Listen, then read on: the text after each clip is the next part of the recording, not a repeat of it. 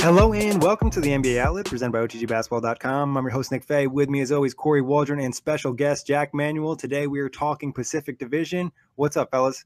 Fascinating group of teams, this one, lads. Really intrigued to have a chat about it. Yeah, it's like there's a really good team, I think, in this division. Yeah, I wonder which one. How many rings? Mood. Hashtag mood. Hashtag mood, yes. And obviously, we'll be talking about Warriors today. Before we get started, just a quick reminder, you can check out the NBA Outlet on iTunes, Blog Talk Radio, OTGBasketball.com, Google Play, and Dash Radio. But guys, let's get started right with the champs. You know, obviously, the Warriors won their third chip in 4 years. Another great season, and it feels like they're a little bit more hated every season. 58-24, swept the Cavs in the finals. Big 7-game series in the Western Conference Finals against the Rockets. What were your thoughts on the season the Warriors had? It seems that the Warriors just have it's the game of basketball is just too easy for them. There's just no challenge anymore.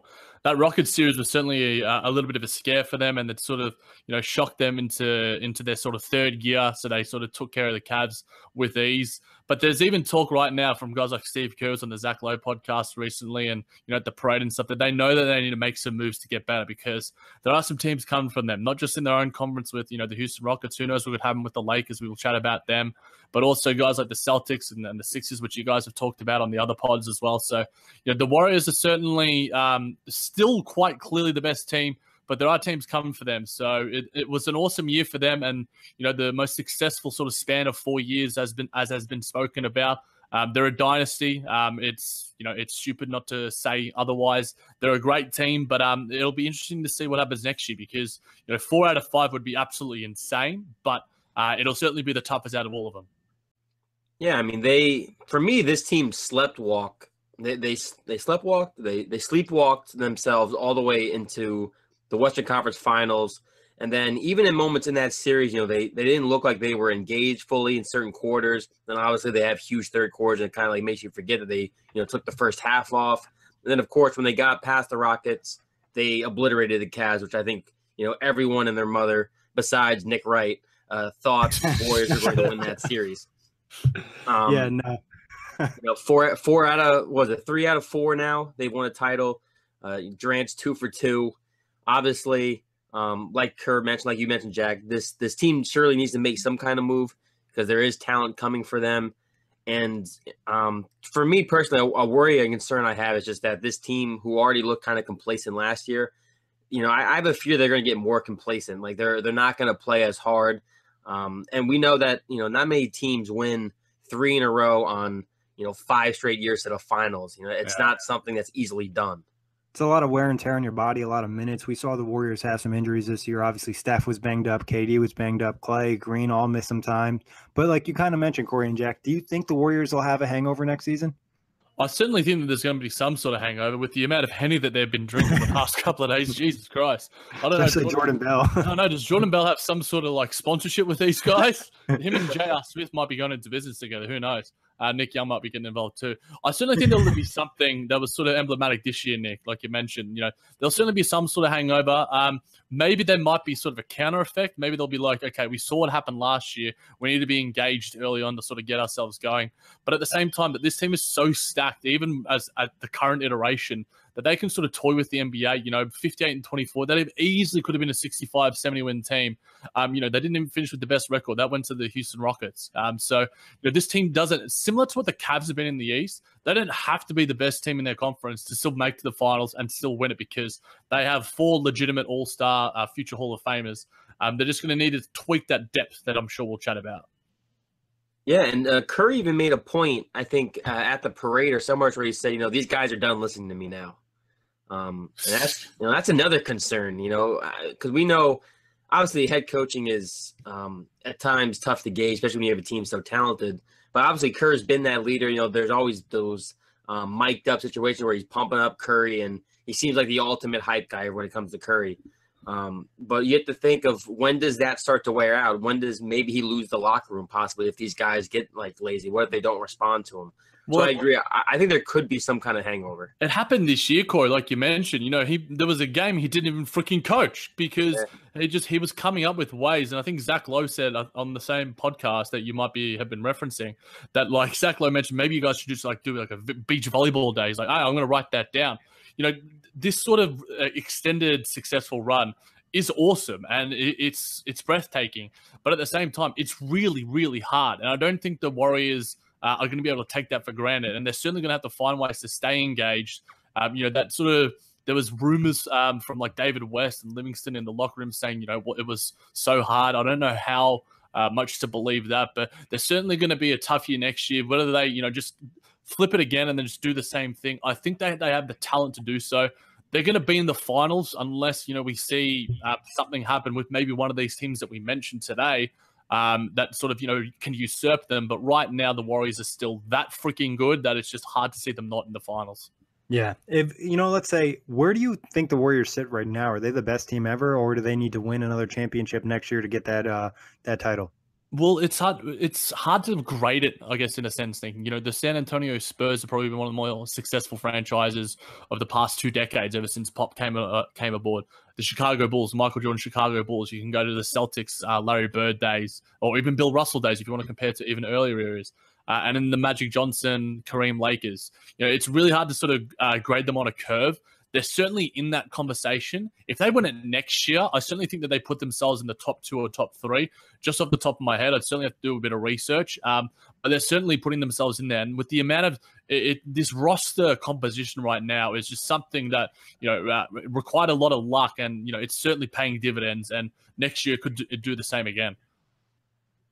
I don't think they're the best team of all time. They may have the best talent all time, but I don't think we've seen them play at the like a full, like, I don't know. I don't think I've seen this team, you know, fully dominate from start to start. Obviously, they've been the best team. They won titles, but, like, you know, obviously they take quarters off at times, halves. You know, they do it again. If they win a title next year, then I don't think I'll be able to say they aren't, because they'd be the first team I can remember or see that's won, you know, 3 titles in 5 years or 4 titles in 5 years. That'd be insane. Yeah, I think the 4 titles over 5 years would just be complete dominance, especially if they have another big season. I kind of agree with something that Kory said, that they haven't played to their full potential, but I think next year they might have to. You know, like Jack has mentioned, teams can come up. They're going to get better. Teams like the Celtics, the Rockets could improve. You know, the Lakers could come in with some super team. So definitely a little bit more work to do, obviously, for them, and they still have plenty of time with the roster they have. But talking about that, keeping this roster together is going to be the cap. What are your thoughts on the cap situation for Golden State?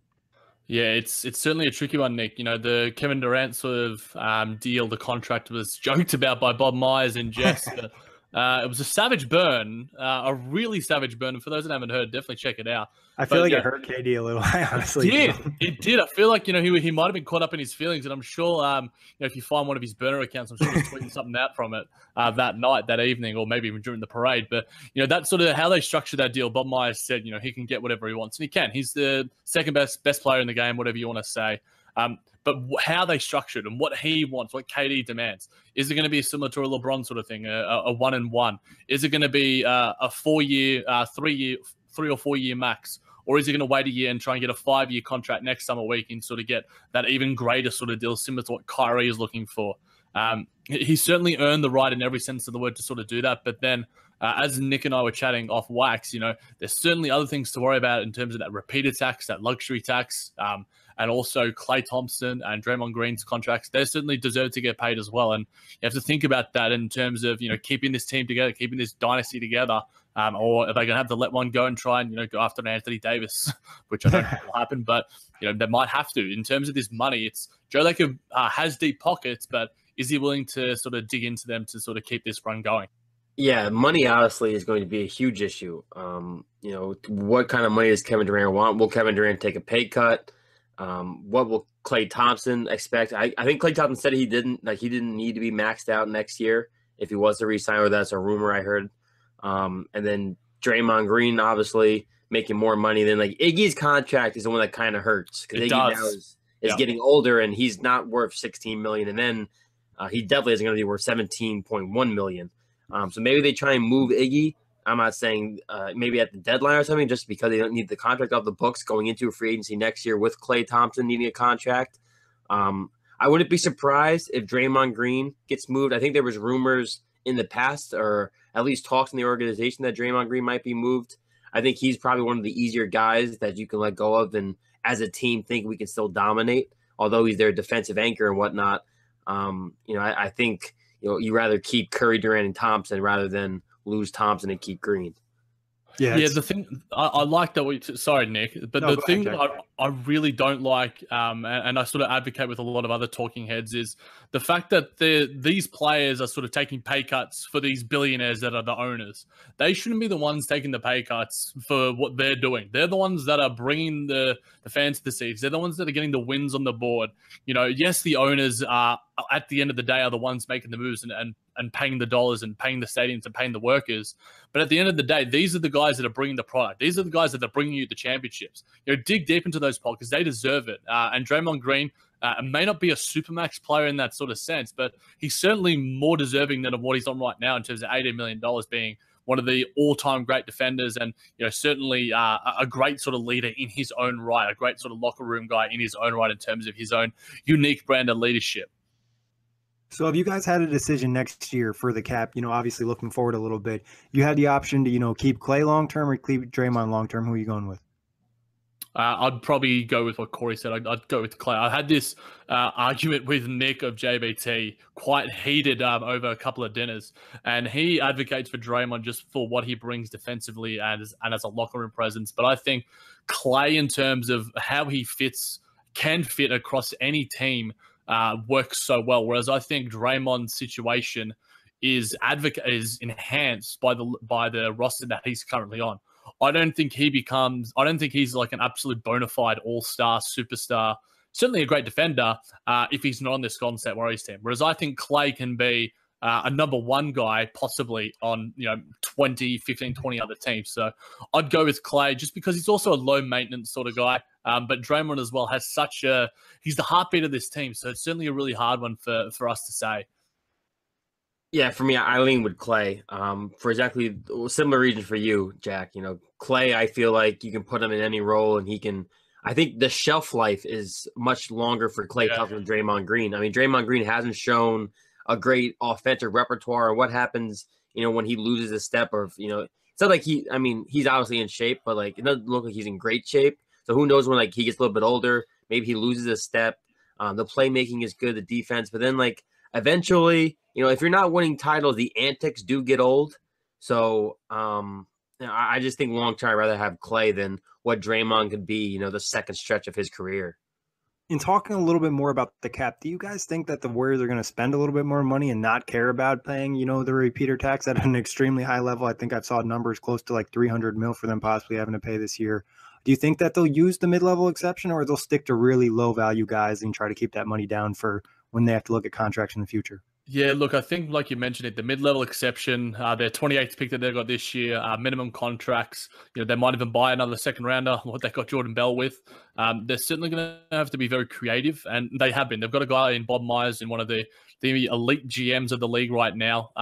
I think, ownership and what GM Bob Myers, they're going to be having plenty of conversations, plenty of phone calls over the next couple of weeks, leading into the draft and then leading into free agency. It's going to be a trying time. I certainly think that, these guys aren't going to be willingly just handing out money if they're not going to be winning championships. But with the amount of money that they're making going to the finals each time, they're moving into a new stadium in San Francisco, they certainly can afford it. And I think that the dividends, if we were to call up Bobby Marks or some insider, they would certainly be making more money. And, if the repeater tax, balances itself out, then, I think they probably will go into it. But at the same time, some of the numbers that you just mentioned, Nick, are pretty extravagant. So unless it's going to be guaranteeing finals every year, which at this rate it is, you do it. It's tough for me to sell that they're going to go after mid-level guys. I have a feeling they're just going to go kind of do what they did with David West and hope that guys will, whether they're maybe in, looking to have just a 1-year deal or they're okay and they're at the near their end of their career, like a Trevor Ariza in this upcoming offseason. Guys like that who maybe will take the minimum and then come and just try and win a title. I think that's what they're going to continue to rely on. Maybe if they move an Andre Iguodala, they go after, like a couple, cheaper guys and kind of split his money up between two guys at $8 million a year or something like that. But I don't think they're going to go after mid-level. I think at the end of the day, they're going to want to try and save as much money as they can, at least towards, the big contracts that are on the horizon. Well, after we just hyped them up for the last 20 minutes, what does this team need? I think that if you're the champions, you generally don't need a lot, but they do need bench depth. They were tied for 22nd in the league for bench scoring last year. Outside of that sort of, that depth lineup plus Livingston, they don't have a lot of depth. Yes, JaVale McGee was, awesome in the finals. Kevin Looney provided a couple of things, as did Jordan Bell. But I feel like they're going to have to get some bench depth, whether that's through their own pick, like I mentioned, whether that's, buying another second rounder, or whether that's looking for, like you guys mentioned, the sort of minimum contracts, or even that mid-level exception. Swaggy P or Swaggy Chem, whatever the frick he wants to be called these days, was making $6-7 million this year. You get that off your books and you get a guy like, Lucas Adebayo, Tyreek Evans, Jeremy Grant, Jamal Crawford, or something along those lines, Amani Bielitsa, then that might be a guy that sort of fits in a little bit better in terms of what you're wanting to do. Nick Young had his moments, but I think, you've maxed out of swag, so to speak. Yeah, personally, I think maybe you want to add another shooter just because, or I would like to maybe see them add a big. I think they messed up by declining Looney's option. I think he actually looked like he could have been a part of their future longer than they actually anticipated. Maybe like another stretch five or somebody who can kind of, because I don't know how much longer the Hampton five has left in playing like dominant minutes. It might be easier to have Draymond actually play the four and have, some kind of rim running center. I think Bell fits in there, don't you think, Kory, is soon enough? If he develops right. Like I said, honestly, they don't really. For me personally, you add one shooter, you can pretty much just run this back and True that. Play better. It is what it is. But I think you're right. I think Jordan Bell that's the hope, that he becomes kind of a great value or energized Draymond Green. Yeah. Honestly, you could fill, if you have Steph, Klay, Green, and KD, you could fill out the rest of the roster with G League players, and they'd probably still win a chip. Exactly. But you guys are pretty spot on. I think improve the bench a little bit more youth. I think having a better bench will help them in the regular season. If you remember the first year the Warriors were dominant without KD, they used their bench a lot, and the bench would come in and dominate, and they would extend the lead a little bit. And I think this year it's like the first year where the bench really wasn't very good at certain times, and the starters had to play a little bit longer, and they had to kind of build up the lead so the bench wouldn't lose it. Yeah, and they saw extra injuries throughout the season, whether that was from wear and tear, like we mentioned. They certainly didn't have that production. But, guys, Patrick McCaw is the only player on this roster that is restricted. I've heard plenty of talk about him in terms of what the Warriors will do. He doesn't have a huge cap hold. I think it's $2 or $3 million. Do they bring him back? Is there a team that sort of gives him a little bit more? I know our Nets have sort of been thrown around a little bit, Nick, in that sort of sense. He's still only like 22 years old. He's obviously an ancillary piece to their greatness, but it's an interesting sort of thing. What do you guys think that Patrick McCaw situation will end up being? I think he's going to be gone, only because I think he's shown glimpses that in a bigger role he may actually have some true potential and value. And I think, your guys Brooklyn Nets are notorious for giving restricted free agents contracts that teams don't want to match. And then have to match. But in this situation, I think if someone was to throw him, really honestly, almost any contract above, $5 million, $6 million, they're not going to be able to retain him. Yeah, and then you almost feel bad for McCaw with the injury. Me and Jack were talking a little bit before the show, with the Vince Carter thing, and then McCaw being out and hurting his back for that extended period of time. Like, it would have been nice for him to have a nice postseason run. I think, like Kory said, if somebody offers him a good amount of money, I think he's gone. But the Warriors would like to keep him. Like, he showed a lot. This season, I don't think was as good as they'd hope his sophomore season, but his rookie year, including in the finals, he showed a lot of glimpses defensively and just being all-around guy. And I want to say he had a really nice summer league last year, too. So McCaw's a guy I think they'd like to keep, but if the money's not right, they probably won't. Yeah, he's the reason Ian Clark became expendable. Yeah. Yep. But talking other free agents, obviously Jack's already mentioned some unrestricted free agent. We got Nick Young, Zaza Pachulia, Kevon Looney, JaVale McGee, David West. What do you think happens with these guys? I mean, Looney is a guy that, like Kory mentioned, it was interesting that they didn't give him that sort of money. Didn't make him a restricted free agent because it's not to say that they don't have a depth of centers. You just mentioned 4 of them with Zaza, West, and McGee, but I don't expect to see Young there. He might if he comes back on the vet minimum, maybe now that he's got a chip, because he certainly didn't play to the potential of a $6-7 million contract. Zaza, I heard Steve Kerr say on the Zach Lowe pod as well. They loved his leadership and mentorship. Can they replace that with a guy? He was mentioning, can Draymond and KD step up into sort of more mentoring sort of role so they can sort of, inject some youth, inject some life into their roster with, rookies and vet minimum guys and sort of like, flyer pieces. That's going to be interesting to see. I'd be surprised to see a lot of these guys. I know they like David West a lot too, and he provides something during the season. I think they're probably going to be going after more guys that might be able to play somewhere in the playoffs. But at the end of the day, they're just going to need to sort of rejumble it a little bit, refit those pieces around. But at the end of the day, they could run this thing again, like Kory mentioned, and probably still make the finals. But I think that they're going to do some retooling. Yeah, you're looking at Nick Young. I think Nick Young got his ring, and now he's going to try and go get some more money somewhere. Not saying that he does it, but I actually feel like he's definitely gone for sure. I don't even think he may want to come back, at least not on a discount. Zaza, you mentioned him as a mentor and stuff on this team. If they feel like that's irreplaceable, then maybe he becomes the Kendrick Perkins for the Warriors, and he just sits there. And he just is menacing, and you fear maybe he'll come be put in the game just to mess you up for a second. David West, I feel like he's going to be gone only because, like you mentioned, Jack, in the playoffs, he really couldn't play much.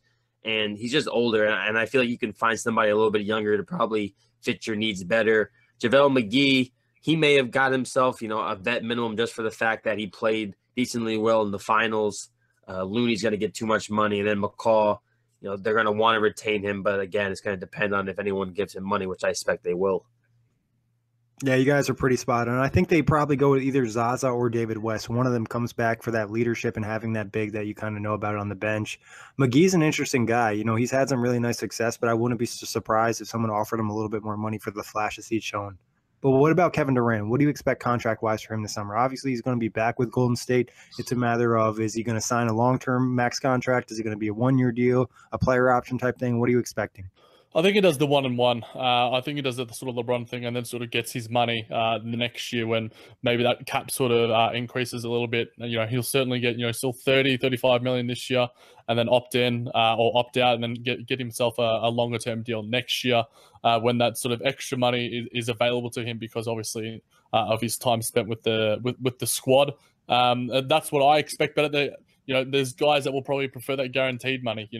He can get a 4-year, $158 million short-term sort of max, 3 years with the player option, 3 years for 114.5, or 1 year sort of for around 30 million. So there's plenty of options there, and there's plenty of money around that. I'm sure we would just it's unfathomable to even think of those numbers. But I'm not sure what he's going to do. But I know he's going to make the best decision for Kevin Durant as well. I think he's going to take a 1-and-1 deal too. And I don't know. I for some reason think he's going to take a slight pay cut. I don't know why I think he will. But I agree. It's definitely going to be a 1-and-1 because LeBron's just set the standard for when you're a super talented player and you can kind of control the market and always get more money. Just keep betting on yourself, basically. Yeah, he kind of holds all leverage in the situation. And like you said, seeing LeBron do it, I feel like makes him want to do it a little bit more for some reason. But talking possible trades, do you see any trades on the horizon for the Warriors this season or this offseason? I don't see a lot of trades happening necessarily in terms of what they've got right now, unless they would have maybe packaged Iguodala, as sort of Kory was mentioning. The Anthony Davis one has been done to death, but that was initially reported by Tim Kawakami of The Athletic, and that was reported in January as well. And it was literally the fact that they're interested in him. So I feel like that's not going to happen at all in the next year and a half at least. But that seems to be the only sort of trade rumor that's getting any traction in relation to the Warriors. I mean, you're looking at a team that doesn't have a ton of tradable assets, or at least none of guys that I would want to trade, even in Jordan Bell and those kind of guys. Again, maybe some team who's on the brink of being a contender tries to get Iggy. But then, like, did the Warriors really want to trade Iggy to a team that could possibly beat them with Iggy? You know what I'm saying? So That'd be crazy. yeah, I don't see really any move right now for the Warriors. Yeah, I think the only move would be if they were worried about the cap and they wanted to get the number down, but it doesn't seem like that. And like Jack mentioned, like if you're winning this many championships, there should be some balancing out of that because you're getting, the stadium filled up, merchandise and all that type of stuff. But potential free agent targets, who are you guys thinking? There's a long list. I think Jamal Crawford opted out. He'd be a nice bench piece. I know Kory thinks he's certainly washed. I think he's more pre-rinsed, as I've said before about Iggy. We've had that argument a little bit before. Mo Spates would be an interesting one. We sort of mentioned Back in Golden State. Back in Golden State, I certainly think he'd fit all right. Channing Frye would sort of be the standard. Luka Shadabah-Muta, my boy, the man I love more than any other, Joe Harris, as well, has been mentioned that sort of mid-level exception if they're willing to use it. I'm sure Ariza, I think I saw an Ariza rumor, but I don't see him taking any less to go to a contender and sort of like leaving and jumping ship. That'd be wild, but who knows? We've seen wilder things happen in the NBA. And he's won a championship too before, I believe, with the Lakers way back in the day. Yeah, he did. So I think that it's not as like the money thing for him makes more sense, especially because this is probably his last big contract. I don't see Ariza going there. No, I don't either. But it was interesting to see his name sort of brought up, and even like a Nemanja Bjelica or a James Ennis. Gerald Green as well showed some glimpses in Houston. So plenty of names there. Yeah, I mean, you mentioned Trevor Ariza. I think that's a possibility, but I think Chris Paul would kill him if he decided. Yeah, I know, that. And they got him the commercial too. Damn. If you're having that. That's State Farm. If Joe Harris was cheap enough, I would like Joe Harris. I think even though he's already been on the Warriors before, I think Seth Curry has some interest. Maybe they just do it simply to make Curry happy. Well, that'd be cool to be honest. Happy. It could be a little bit cheaper, but probably not. I don't like Jamal Crawford. You're bugging. I don't need to see Jamal Crawford dribble the ball for 20 dribbles on that Warriors team. Gets buckets, bro. Yeah. Nah, maybe 4 years ago. I don't know what you watch. I watch him. He shoots probably 30% every game I watch. Bro, isn't he starring in the Uncle Drew movie? Oh, no, wait, that's Kyrie Irving in an old costume. My bad. Singer. Yeah, I mean, maybe if Wayne Ellington wants to come for a discount to try and win a title. I don't see a ton of option of free agency, but I've been surprised before on guys who decide to take massive pay cuts to try and win a title. Yeah, it's all chip hunters. Whoever's going for looking for the chip. I think guys like you kind of mentioned, maybe like an Aaron Aflalo type of Joe Johnson, Kyle O'Quinn if he opted out. I believe the Warriors had interest in trading for him. Somebody like a Trevor Booker, Ersan Ilyasova, Marco Bellinelli, Jeff Green, like guys who haven't really won and they want to get a chance at a chip. Even like a low-key option, maybe somebody like a Brook Lopez if they got him on a cheap deal. So I think it's just anybody who really wants to win a championship is willing to take a pay cut and playing with some great players, and they're going to get some really good exposure as well. There'll be plenty of fun getting the chip. Exactly. And like, to be honest, you don't really have to do that much work. Like you pretty much have to put in work during the regular season. The big four is going to take care of it when it comes playoff time. Yeah, you got those front row seats. Exactly. Front row seats for history. Yeah. But anything else, guys, on the Warriors before we move on? I think that they're, like I said, last one, I think that they're going to be struggling next year if they don't make some sort of moves, but I expect them to make it. They have a great front office, great coaching staff, and they say people are like, the Warriors ruin basketball. I love seeing dynasties as much as I hate the Warriors every year. Hating a team, having such an intense sort of emotion towards a team is fun at the same time. So this is an awesome division, and the Golden State Warriors have been an absolute marvel to watch the past half decade. Yeah, I mean, they've been the best team in the league. They are the best team until proven otherwise, basically. I mean, to be honest, like you said, this is a dynasty at the end of the day. How long the dynasty lasts is, all dependent on next year and the year after. But for sure, this is the team that everyone's trying to beat. This is the team that's going to make it's going to make free agency so much better because every team wants to compete with this team. So as much as people, hate the Warriors, people love the offseason. The offseason is only as wild when there's a team to beat. Yeah, and you need to push your limits to get to a higher level. And to the people who are saying they've ruined basketball, they obviously didn't watch the Western Conference Finals because Chris Paul being banged up Game 6 and Game 7 really messed up the Rockets' chances. Not to mention Houston missed 27 straight threes. And then in the finals, Game 1, Cleveland definitely should have won. They had their chance in Game 3 too. So I think LeBron didn't break his hand. Yeah, that too as well. I mean, I think game one, if they win that, we're talking about a different series, not saying that the Cavs would have won, but they could push it. And I think there's plenty of scenarios in different universes where Houston won. You know what I mean? So, but moving on to the Clippers, 42-40, interesting season for them. You know, a pretty competitive team, but the big news for them is they traded Blake Griffin after signing him to that huge contract to Detroit. What are your thoughts on the season the Clippers had? Yeah, it was an up and down one. I feel like they exceeded expectations with all the injuries that they had as well. Beverly Teodosic missing time, Gallinari missing time. I really loved the move. I loved the sort of cojones they showed. You know, Jerry West and Steve Ballmer. I really liked their sort of leadership, so to speak. I like the sort of, defined roles now that Doc Rivers has. Obviously, he's been re-signed, so he can now focus on his coaching. I think he's a great coach, but that sort of front office responsibilities certainly we're wearing on him. So I like that the composition of this franchise as a whole.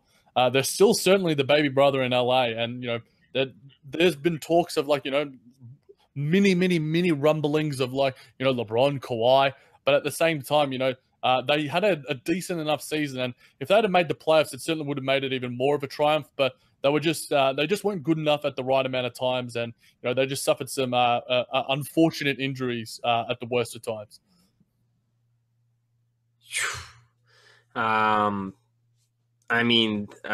They're definitely in the Lob City days are over. Clearly, no Chris Paul, no Blake Griffin.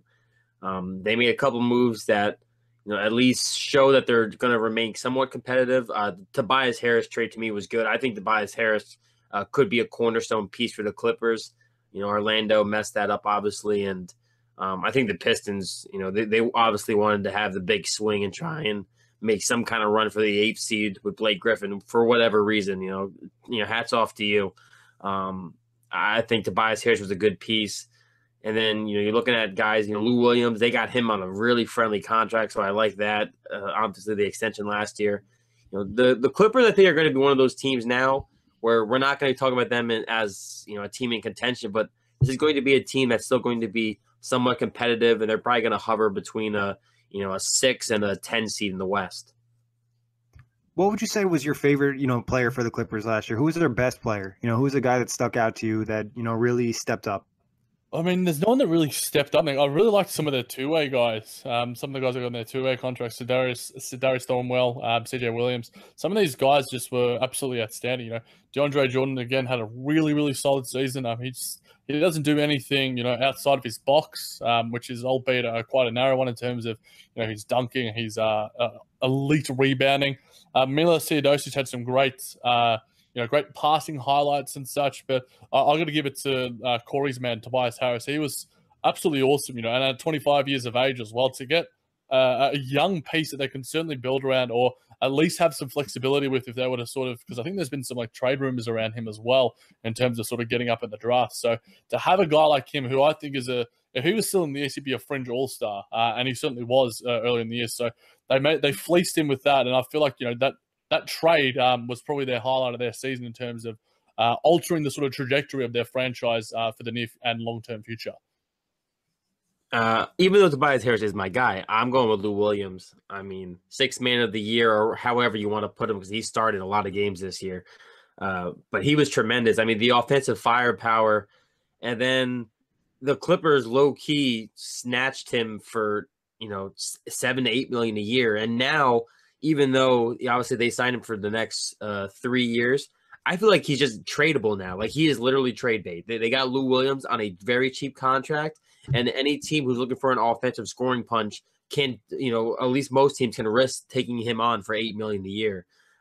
So for me, it was Lou Williams, because the year he had was tremendous, and then the friendly contract just makes him, really gettable for a team trying to buy into contention. I can't forget I forgot Lou Will. He's been so good. You were saying it, and I was just like, let it go. I'm going to take this one myself. I know. I literally handed it to you. I let you just – it was like Lou Williams on the open break. He was borderline all-star, and he probably should have been with, Jimmy Butler's antics with just sitting out the entire weekend as well. It certainly would have been fun to see Lou Will at All-Star Weekend. He's just so consistently good.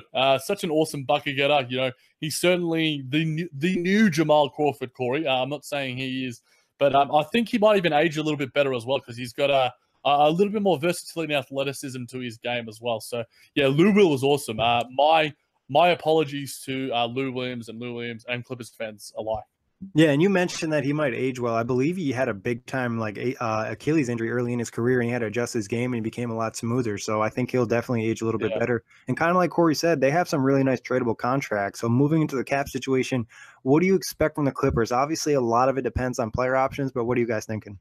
Look, they're going to be getting into some luxury and territory, Nick, if we see a lot of these guys. There's plenty of guys with player options. The DeAndre situation is the most fascinating one. I think we all know that probably Austin Rivers is going to opt into that sort of $12.5 million or so.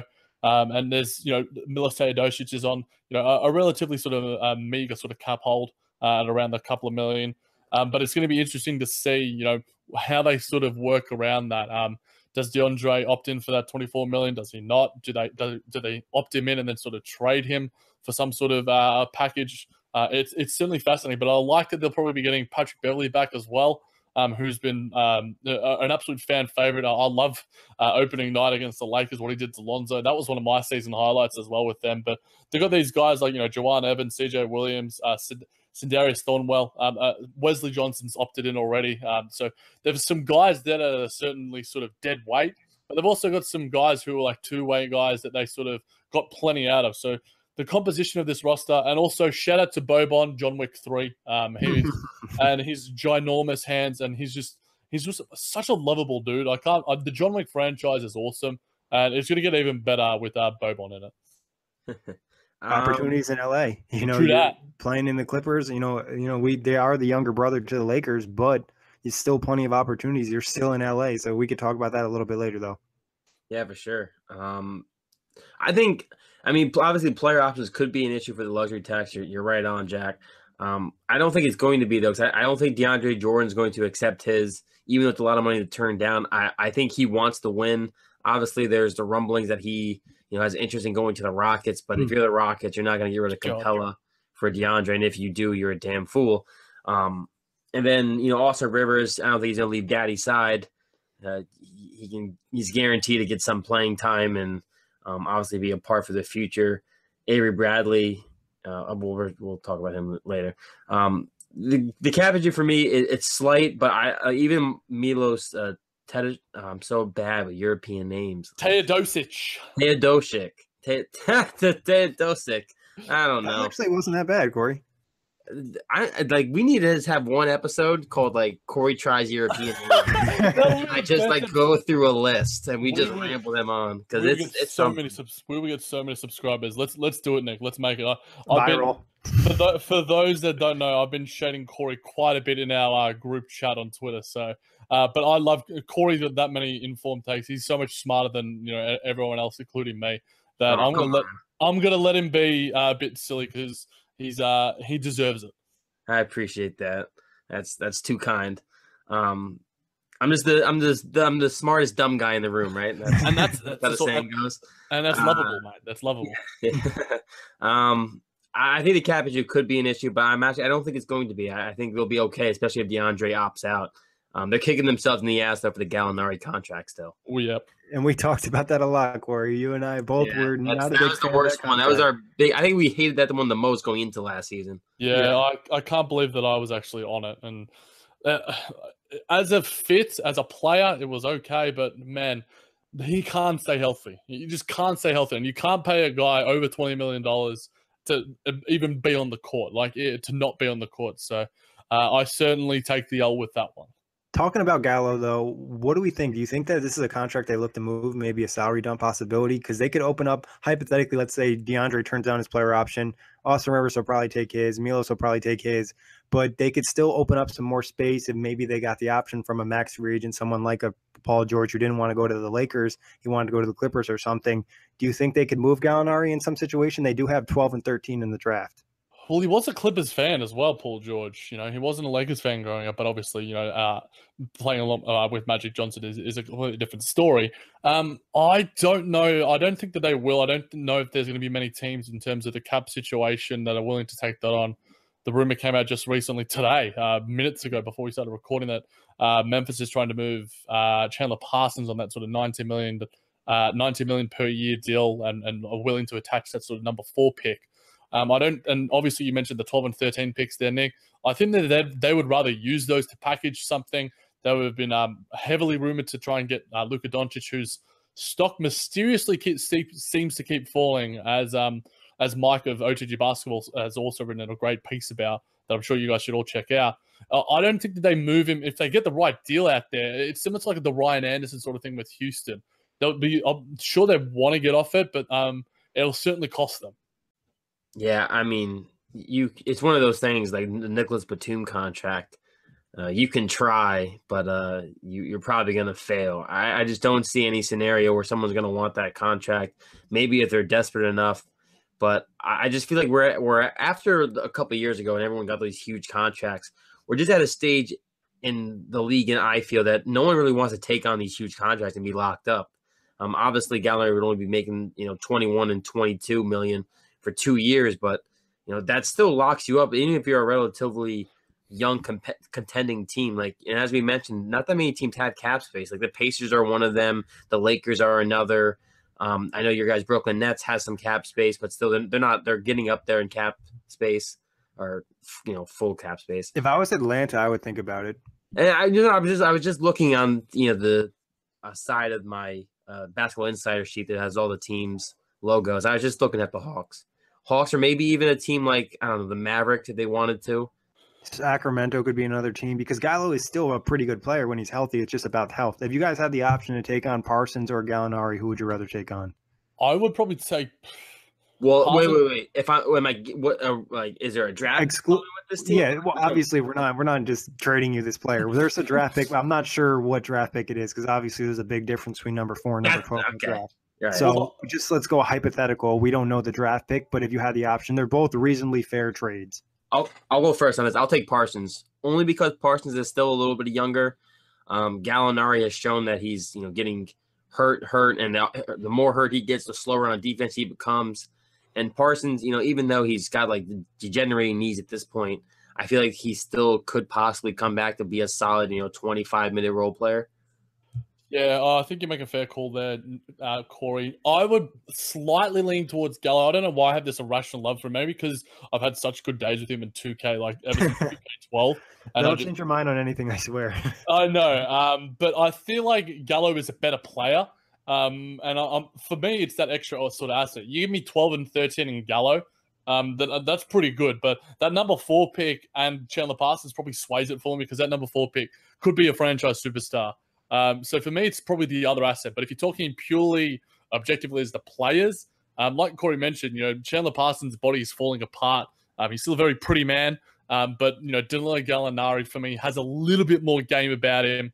It's just, who's going to play more games out of these guys? They'll probably both play a combined 60 games between them next season, if that. Who knows?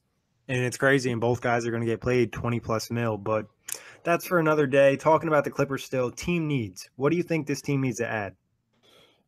I think if DeAndre leaves, they're going to need another center. I know Kory's got a big love for Montrezl Harrell. I do as well. But I feel like that they might need to, they're hamstrung a little bit by their cap situation, unless they sort of trade, like we've sort of been talking about, try to get rid of some of these guys who have, sort of player options and such. Kory mentioned Lou Williams, who's definitely a very tradable asset. And I certainly think that they need a little bit of wing depth, some defensive sort of wings. Those two-way guys were really good for them this year, and were probably some of their better defenders.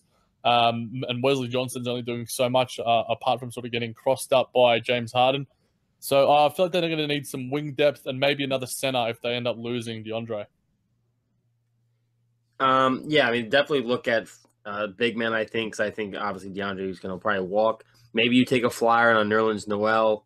I think they need a big, and I think they need to start finding who their cornerstone is going to be. Is it going to be Tobias Harris? Maybe you looked at somebody who's younger in the draft with those 11th or was it 11th or 13th? 13th, 12th, 13th. Right. So maybe you look at packaging those or using those picks to get a young player to start building a cornerstone. Maybe they've been rumored about Kawhi. They have been a rumor tied to Kawhi a little bit, not big time, but it's been low key. They can low key take that rumor and go bye-bye. I just don't see what player Pop would be like, yeah, I'm okay with giving Kawhi up for this. And obviously Pop doesn't make that decision, but at the end of the day, Pop still kind of does make that decision. I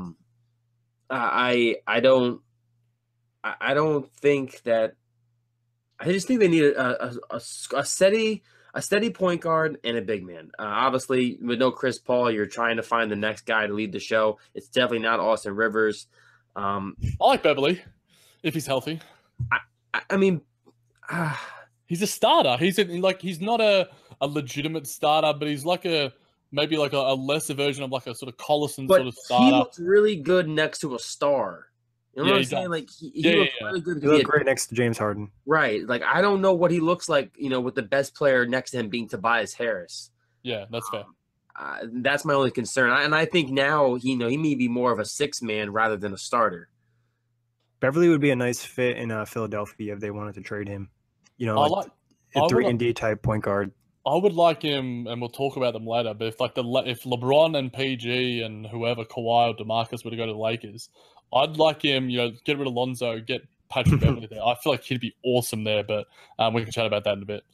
Yeah, that's I think. But overall, for the Clippers, you guys are pretty spot on. They need a franchise cornerstone, like somebody that's going to be that guy in the Clippers. I think Tobias Harris is a great player, but I don't think he's your number one if you're trying to win a championship. And then defensively, they just need to add some defensive talent, especially if they're going to lose DeAndre.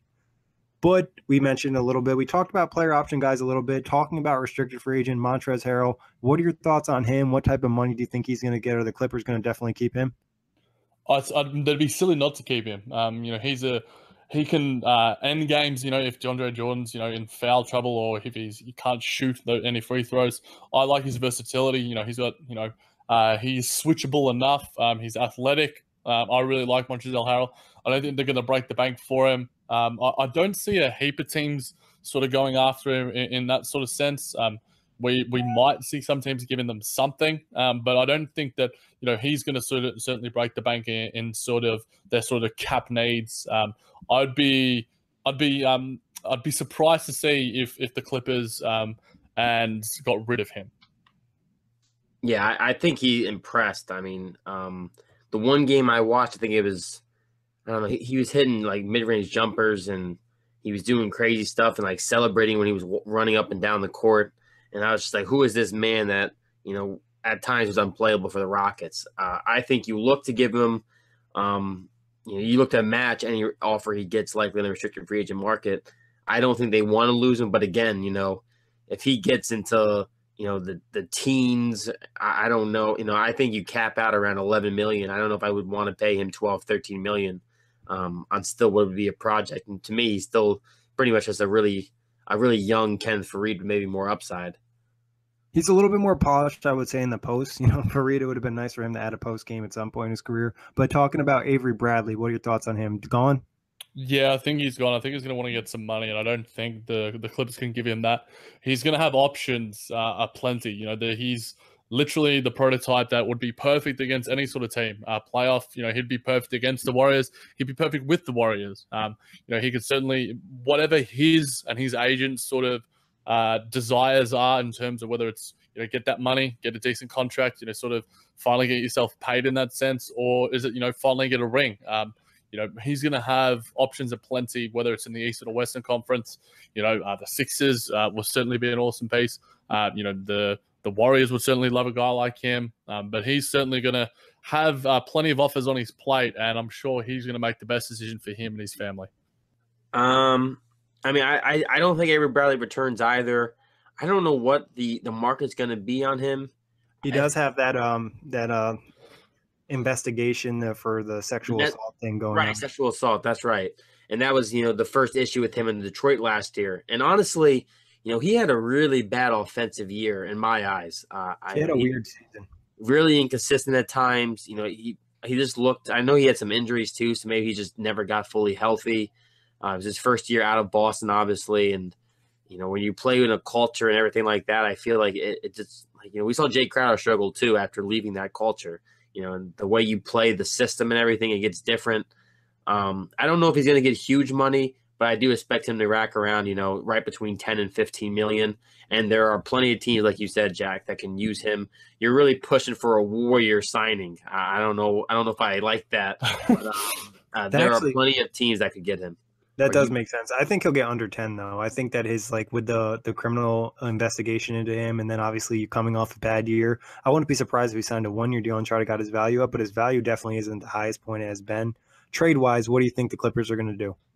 I think the most likely trade sort of chip that they've got is Tobias Harris and Lou Williams, like Kory mentioned. But I don't think that they'd be moving either of those guys right now unless, the right package came towards them in terms of, a top 5 sort of pick, their sort of picks as well. But they've certainly got a little bit of flexibility there.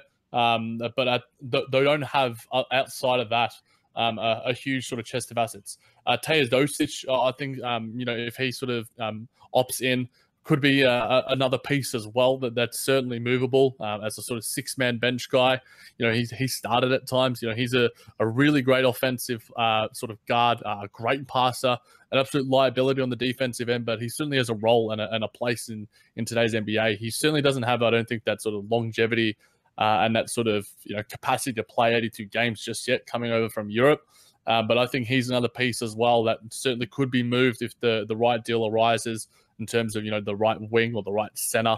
But I don't think that there's a lot of sort of pieces right now. They're sort of searching for that star, but all those stars, certainly aren't rumored to go to them. And I think that they're more going to have a similar sort of consolidation year, if you want to call it that, going into next year, unless, something falls into their lap or, we've seen Kawhi Leonard and Giannis Antetokounmpo, these sort of picks, around that 10 to 15 range turn into superstars. It might happen in LA. Who knows? Yeah, you make a great point. The draft picks, you never know what's going to be the pick. Kyle Kuzma was 27. He had a really good year. Yep. It's as much as it is about picking the right guy, it's also a little bit about luck. I think trade-wise, you got to get rid of Wesley Johnson because after getting crossed up and destroyed by James Harden, if you want to win, you can't have him on your roster. It's kind of like Brandon Knight in Phoenix. You got to get rid of him. I thought he was already dead. I thought they already read his last rights. R.I.P. Wesley Johnson. I thought he was in the basketball netherworlds, but no, that's a fair. You've got, if you can, you salary dump him because he does not deserve to play basketball anymore. We'll take a button and a piece of string for him. Send him to China. Send him to the NBL in Australia. Where Bogut's playing. Send him to the Sydney Kings, because he'd probably be a superstar down there. But yeah, obviously jokes aside. Yeah, we've talked about the sort of pieces that they need, but it's going to be hard to sort of find that sort of franchise corner piece like we sort of talked about outside of the draft. Yeah. I think for this team, this is one of the teams I don't see actually making any trades during this offseason, unless they get lucky and can give it to Gallinari. This is a team to me that teams are going to go to. What was that word? Go to during the trade deadline of next year. When a team's looking to get a score, they say, what can we get for Lou Williams? Maybe Tobias Harris on a restrict. As a deal's expiring, maybe they go. Can we get Tobias Harris? I think this is more of a team that we see trades near the deadline. Yeah, that's a really good point, Kory. Like we mentioned earlier, they have some really nice tradable contracts. But free agent targets, do you think they're going to go after any big fish, hypothetically, if the guys don't take their player options and they have a little bit of cap space? They'll certainly. I mean, Jerry West certainly has the expertise and the reputation to sort of take calls, and he'll earn the calls. Whether LeBron's in on those conversations. I think Paul George might be more of a sneaky chance than Leonard or LeBron. But outside of that, those sort of 3 big superstars. I think that they'd be better off maybe going for some sort of younger guys or some maybe guys like Michael Beasley, or you mentioned Kylo Quinn earlier. That's a sort of a wing, a defensive wing that they could use. Sort of those sort of smaller fish, because they can't all be big fish in LA, especially. Yeah, this for me, free agency completely depends on what DeAndre Jordan does. If DeAndre Jordan opts out, I would not be surprised if they go after guys, like a Paul George. I don't think Paul George comes, and then I think they switch gears. Maybe they start targeting a Julius Randle, Jabari Parker. I wouldn't be surprised if they go after Zach LaVine, who likely will still stay in Chicago. Maybe they give Isaiah Thomas a 1-year deal. He might be rather cheap this year. They kind of need a point guard. Isaiah could play in LA. He's already out there anyways. Aside from that, you're going to be looking at either young guys, maybe even an Elfrid Payton if you want to take a risk, a Marcus Smart, a Rodney Hood. I'm just looking at guys who are younger and can still possibly develop. Yeah. I think if they lose DeAndre, a name I would think about is Clint Capella. I think about throwing him a max offer and really screw Houston, obviously.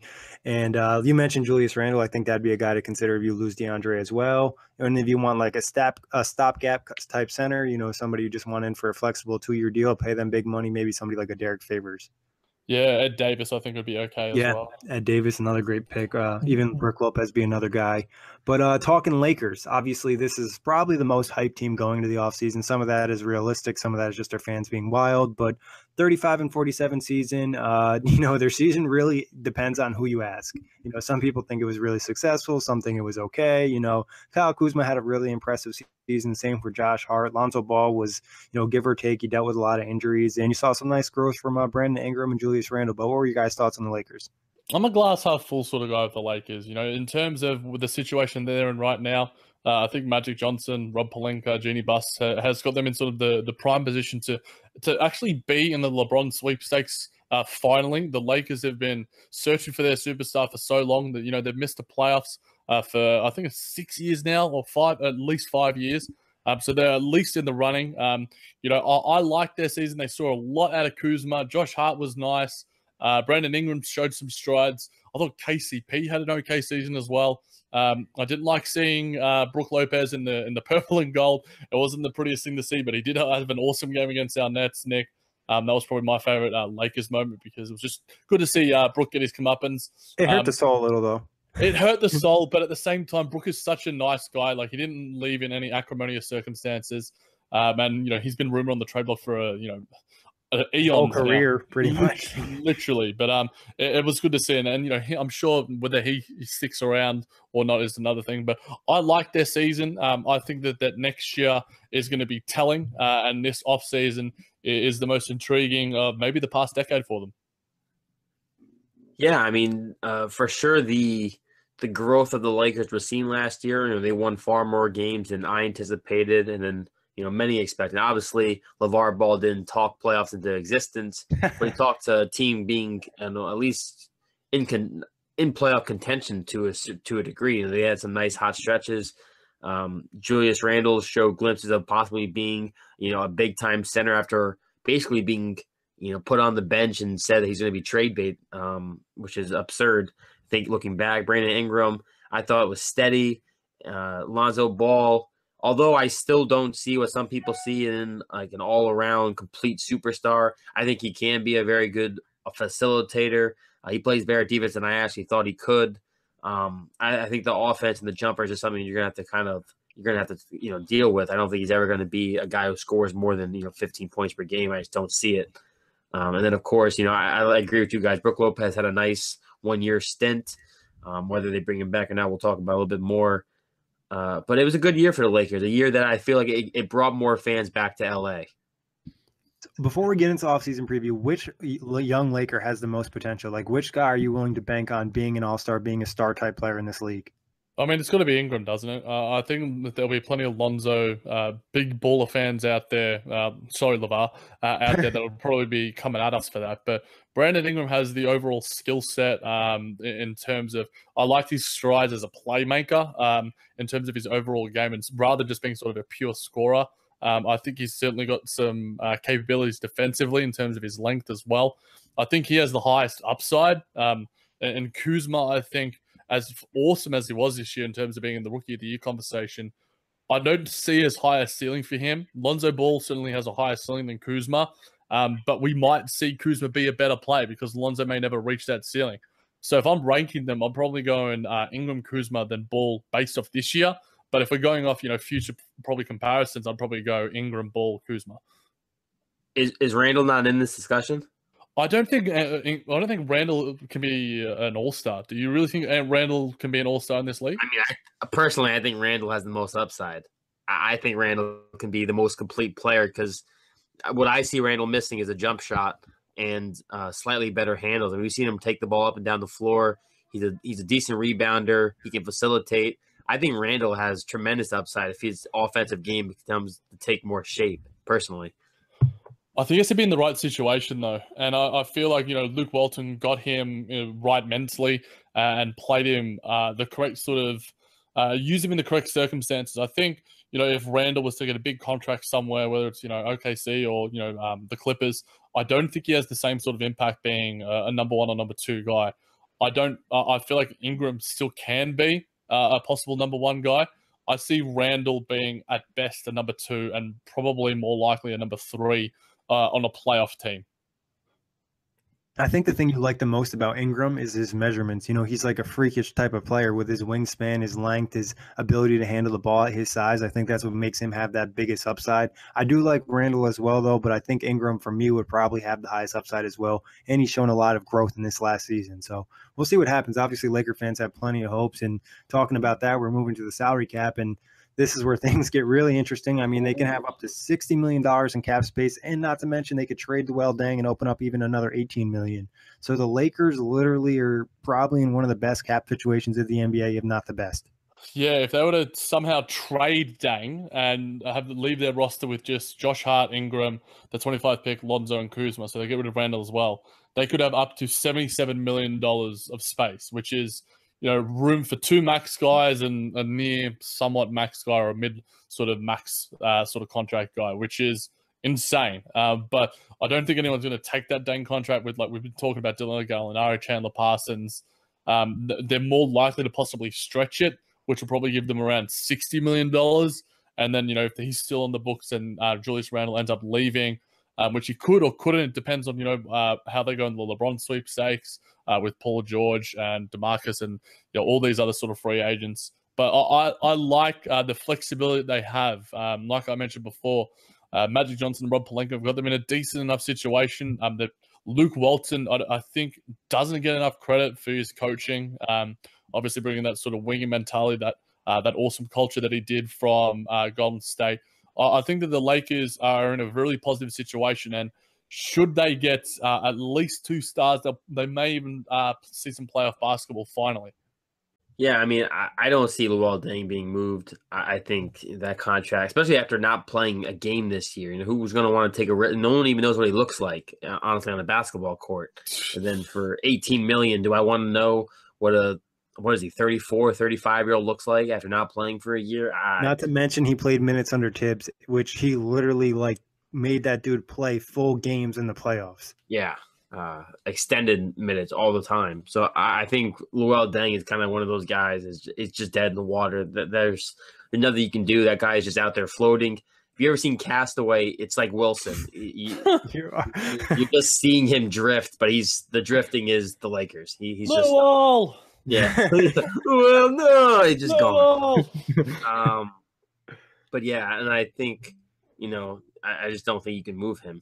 Yeah, it would take 2 picks for sure, and I don't think the Lakers are willing to do that, especially if they're able to land some big fish. It would just make more sense to figure out another way. Even stretching him probably makes more sense than giving up all the assets. But talking team needs, what do the Lakers need? The Lakers need the Lakers need some shooting, especially if LeBron's going there. You know, they were 15th in 3-pointers attempted, but were 20th in 3-pointers made and 29th in 3-point percentage. And if you have a LeBron team, you need them shooters, especially with how he spaces the floor and how he plays the game. Even if Randall stays, you know, if Randall were to stay and they were to re-sign him onto some sort of $15 million per year contract for the next couple of years, you know, he works better with guys around him. You know, Lonzo Ball's wonky shooting form certainly isn't going to cut the mustard. You know, Kyle Kuzma was a decent 3-point shooter. KCP had glimpses. Brook Lopez was okay, but they need to get some, you know, decent 3-point shooting and just some talent. It's going to be interesting to see if they finally get the superstar that the Lakers franchise has been craving for so long since Kobe. Yeah, the team needs. I mean, I guess, because I don't truly agree with this policy. We have all these young guys, but I guess the team needs to go after and get a superstar, right? I guess when you have the money, you have all these young guys, it makes sense to try and pair them with stars. So I guess the team need is to actually acquire one of the photoshopped Laker guys, you know, whether it's Cousins, LeBron, Paul George. Photoshop Lakers, I like that. Yeah, whoever you want, you know, if somehow you trade for Russell Westbrook, the sign and trade for Westbrook. I saw that today. Someone put Westbrook and Paul George to LA, and it was like Lonzo and Ingram and somebody else goes to the Thunder, and it was like, who says no? And I was like, shut your corny, like, come on. Like, Dennis mentioned the idea on the Northwest preview pod. I mean, it was more of a jokingly matter, but I think team need wise, they just need, like you guys kind of said, like if they go with LeBron, I think they just need to decide on what their next move is. Are they going to stick with this team? Are they going to let this youth develop? Are they going to swing for the stars? Try to sign LeBron, try to sign Paul George, and then most likely they'll probably move one of the young guys and get in some role players or some more complementary players for LeBron. So it's like, do we stick with the youth or do we move forward and we try to get some big stars? The fact is, too, like they're so lucky because if they do swing and miss on one of these superstars, you still have all this young talent to fall back on. So it's really a win-win scenario for the Lakers, honestly. Yeah, not a bad situation to be in. Talking free agency, obviously they have a lot of free agents because they have all the cap space. Restricted wise, Julius Randle, Travis Ware, Andre Ingram. What are your thoughts on these guys? Are they coming back or no? Andre Ingram had one of the more heartwarming moments towards the end of the season. He might stay on the vet minimum. It'll be interesting to see. It was nice to sort of see a fellow teacher made his debut in the NBA, which was awesome. A guy who tutors maths. So he was an awesome story. So I'd like to see him somewhere in the NBA. He proved that he can play some ball. The guy can ball. So certainly some team might give him some sort of a contract. Travis Ware, I think, is an afterthought. Julius Randle, we've spoken about plenty, and I think his situation is the most intriguing. But I think his situation depends on those around him. If they get Paul George, if they get LeBron, if they get a third guy. Obviously, he would have to leave in that sort of sentence. And then what does another team offer him in terms of, the contract? He's in that sort of Aaron Gordon, Jabari Parker sort of mold about, does a team give him an extended contract? Do they see value in him in the right situation? So he's the most intriguing out of those restricted free agents. But I think his sort of status depends on so many variables around him rather than his own sort of him dictating his own future in that sense. Yeah, you're pretty much spot on, Jack. I think Andre Ingram was a heartfelt story. If he comes back, it'll be on a cheap deal. A cheap deal. I don't know what I'm trying to say. Alex Caruso, Gary Payton the second. Those two guys were on two. I think they both come back, in the G League way form or whatever, because those guys did play some solid minutes at times when they got a chance. I think Julius Randle all depends on whether or not they strike out on one of the bigger guys. Isaiah Thomas, LeBron ain't coming if Isaiah Thomas gets re-signed. Channing Frye, I don't see them bringing him back unless they want a locker room guy. Brook Lopez, I think he can find a better situation for him elsewhere. But maybe if they get a LeBron James and a Paul George, he takes a mid-level exception or whatever to stay with them.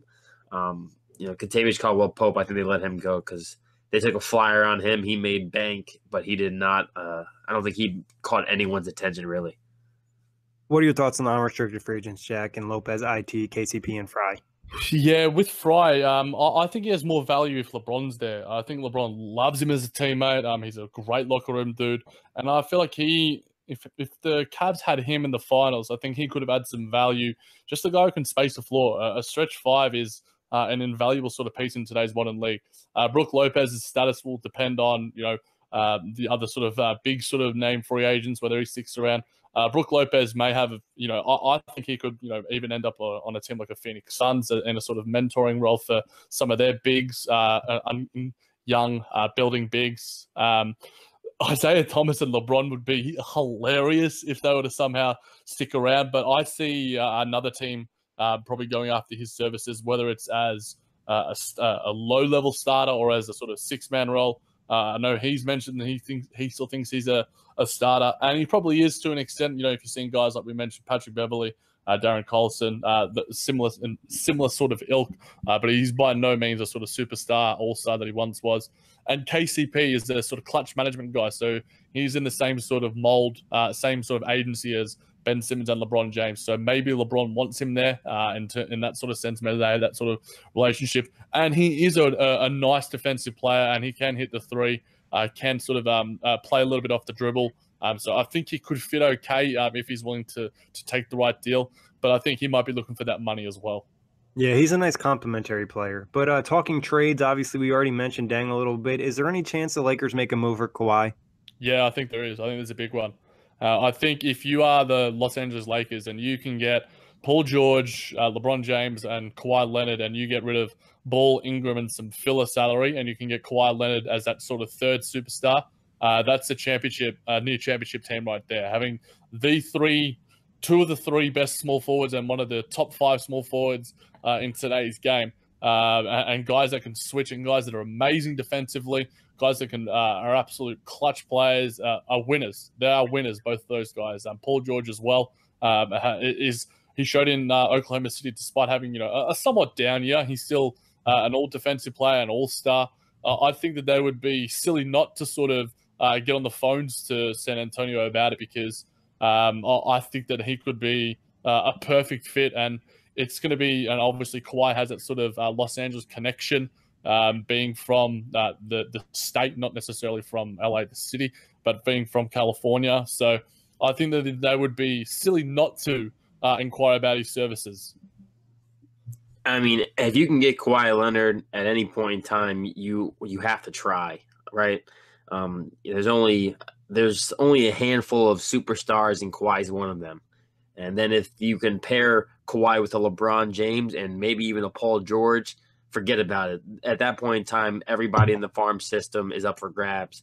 How likely do I think it is? I don't know. It's tough to say, because a lot of things have to go right for that all to happen. But I definitely feel like they're going to at least pursue it as long as Kawhi is possibly on the table. And just a little news on the Kawhi situation. There's a rumor that Kawhi is meeting with Pop and Tim Duncan in New York right now today. So we'll see what happens with that moving forward. Obviously, he has that big contract on the table. But free agent targets for the Lakers, this is pretty much everyone. Like, everybody is available for the Lakers to go after. So what were your thoughts on some guys you'd like to see them target, or that they will target? Other than LeBron and Paul George, I'll put it to you guys. Do you see any possibility of Chris Paul finally getting back to the Lakers if LeBron goes there and making his way out of Houston? I wouldn't put it out of the realm of possibilities. If LeBron goes there? Yeah. Like, if LeBron goes to LA and LeBron's like, yo, man, like, let's do this thing. Let's take down these Golden State Warriors. And, obviously he's got that. They had a great season with Harden, but maybe he sees a better opportunity with his Banana Boat buddy, the sort of co-head of the NBA player agency, Players Association. Sorry. I think that there's not enough talk about it, but there's a lot of rumblings going on right now that, he seems quite comfortable with his situation, but there's certainly some wild things that are going to happen, unexpected things that are going to happen in free agency. And I think Chris Paul could be one of them. I wouldn't be surprised if and I thought about this today at the gym for some reason. Like, I had to even stop my workout to Google it. This is some serious stuff. So Melo hasn't accepted his player option yet. And I, for some reason, have a strange feeling, because somebody also mentioned that LeBron necessarily doesn't care about winning titles anymore. He's actually just looking for the second half of his career. And if that is true, and there's the rumors that he's always wanted to play with the banana boat and everything, and this is possibly the last time all these guys may be, able to be free agents at once, I wouldn't be surprised if there has been a conversation where LeBron goes to Chris Paul and says, maybe we go to LA and team up. Excuse me, maybe we team up. I almost threw up. Maybe we team up. Maybe, I don't know if you threw up thinking about it or what. They mentioned to Melo. I was about to say Melo. Melo opts out, and Melo says I'll come with you guys and play. And Wade's well, screw it. I'm a free agent too. And they all go to LA in some weird turn of events. But I think you're right, Jack. Especially on the Chris Paul front. I know the Melo and the Dwayne Wade is going next level. I feel like Charlie Kelly from It's Always Sunny in Philly, giant board trying to plan this all out. But I definitely think that there's a chance that Chris Paul gets an opportunity to play with one of his best friends in LeBron James. And if he thinks that team can be better, close, if not better than the Houston Rockets, then I think he may, humor the idea. But I think it's less likely because of how good and how close the Rockets were. Yeah, if I'm a LeBron and Chris Paul, I'm telling Dwayne Wade and Melo to stay away, but that's for another day. Any other big options? What about DeMarcus Cousins? Obviously, if they strike out with LeBron and PG, that could be a name. Yeah, and certainly, obviously, with the Achilles injury, I think Zach Lowe posted a piece about the sort of, the money that he's going to be offered by the Pelicans. It doesn't look like it'll certainly be the max that he'll be wanting. I think maybe a 3-year, $20-25 million per year sort of deal. Maybe the Lakers go down that route if they can't get a Chris Paul, or maybe he is that third superstar and Julius Randle leaves, and he's that third superstar who's on that sort of more mid-range rather than the full max that LeBron and or PG might get. I don't mind that either. DeMarcus Cousins certainly has his issues on and off the court, but he is a phenomenally talented player. His health is certainly a massive question mark. Achilles injuries for any players, let alone 6'11" dudes, are certainly worrying. But with his talent and his determination, his mentality, I wouldn't put it past him for getting close back to his best. We saw Paul George; he certainly lost something after that sort of horrific leg injury, but he's still playing at an all-star, all-NBA level. So I wouldn't put it past DeMarcus Cousins getting back to the same. Yeah, I think DeMarcus Cousins, and maybe even a couple of the other restricted free agents like a Zach LaVine or Jabari Parker, I think those are all the backup options if you miss out on those big fish. I think DeMarcus Cousins becomes the next man up, because obviously the Lakers have needed a center. Julius Randle obviously kind of filled that gap last year in the second half of the year, but DeMarcus Cousins is the bigger name. Obviously coming off the Achilles tendon, he may get less money, which then kind of becomes more favorable for the Lakers if they can save a little money and still get a big name guy, because Cousins will have space for next year. Right. But I don't think if they miss out on a superstar, I don't expect them to go after guys like Will Barton and Derek Favors or a Marcus Smart, or I think if they don't get any big guys, they're not going to go after mid-level guys. They'll sit on their space a little bit. Yeah. But anything else on the Lakers before we move on? I think we could be doing the same thing all over again in 2019, Nick. If they don't get LeBron and they just get Paul George, then they could still have some space to sort of go after Draymond Green or Klay Thompson, that sort of 2019 class. Kawhi, if he doesn't sign that max and he doesn't sign any sort of deal and he's not traded somewhere. So it's the Lakers are in prime position for the next couple of years, but they're going to have to make the right moves, similar to like a Philadelphia and a Boston that you guys chatted about on the Atlantic Division.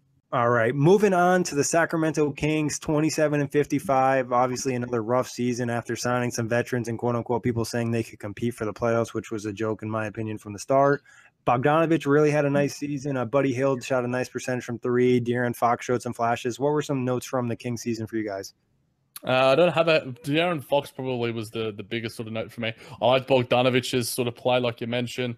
There weren't sort of many sort of super promising signs for them, but there were little inklings, little droplets of sort of nice things to sort of, if you're a Sacramento Kings fan. But at the same time, there's no chance in the next sort of 2 or 3 years that they're going to be knocking on the door of playoff basketball. They've got this amalgamation of centers on their roster. Their roster composition is a bit of a mess. So it's certainly going to be a long, long time until we see the Kings back in playoff basketball. Yeah, the Kings, I think I watched twice all last year. Kings are one of those teams where unless your favorite team's playing against them, or unless you're a diehard Kings fan, you're probably not watching the Kings. And actually, I saw a few games. I think they had a couple games on national television, right? They had like 2 or 3, or it's the Lakers, I think. TV. Yeah, I know they had more than the Pacers, which is blasphemy. But a solid guys from certain guys like Bogdanovich. I know I saw him.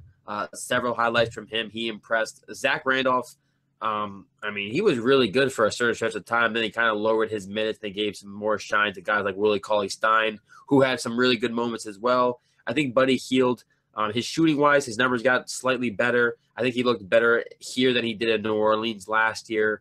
But like you mentioned, Jack, this is a team where everything's kind of with a grain of salt. A lot of guys are still, developing and whatnot, and they're still – there's not really a sure direction. Obviously, it's rebuild, but is De'Aaron Fox the future? Are we sure about that? And there's still a lot of question marks with this roster. Looking at the Kings cap situation, what do you guys like? What do you not like? Obviously, they can have up to $20 million in space. They have a couple expiring contracts. I like their space. I like the flexibility that they'll have there in terms of the money to sort of play with. So we sort of talked about guys that are on sort of lofty contracts. Will they take some salary dumps for some more assets? Do they really want more assets, or do they want proven pieces? I think Garrett Temple has yet to opt in yet. So if he opts in, that takes away $7-8 million away from their sort of space. So that gives them a little less wiggle room. I like that sort of space that they've got right now, but at the same time, what are they going to do with it? This sort of front office hasn't proven themselves to be much adept at sort of, being able to sort of comprise a sort of roster of winning players and much fit, so to speak. I mean, we saw them give George Hill a ton of money, $60 million. Zach Randolph got a decent big deal for a guy his age. With this money that they could have, I mean, Garrett Temple's probably surely going to opt in for $8 million. They're still going to have decent cap space. I wouldn't be surprised if they go, pretty much offer whatever they can as some of these restricted free agents, the young guys. Looking at the Kings situation, what do you think his team needs? Where do they need to add? A lot, a little, what?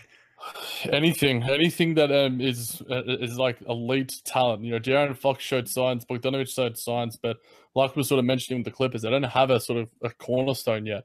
Is Doncic going to be that if they take him at number 2? Is Bagley or Porter, whoever they take at that sort of second position? Maybe that might be the sort of direction that they need. But they'll also need, they were pretty poor in their three-point shooting, 28th in attempts, so they didn't take many, and 26 in total made. So they weren't great in that sort of sense. But I think, when you're one of those sort of lowly teams, you just need good players, and you need them quick. Yeah, I mean, having a second pick is a beautiful thing anytime, obviously. Do they go after Doncic? I think I got that name right, by the way. I don't know. I don't know if I like the fit, only because, and actually I just don't want him in there, because if he has any chance of being good, I just don't see it being with the Kings. I think the Kings are just gonna, as Rudy Gay said, like, I'll never forget when he told Dave Yeager when he first got there, like, welcome to basketball hell. Like what in the world this place is. So I don't think Doncic is the answer, especially because you already have Hield and you have De'Aaron Fox. Like, where's he going to play? Like, whose growth do you not care about to a degree? I think they could use a wing.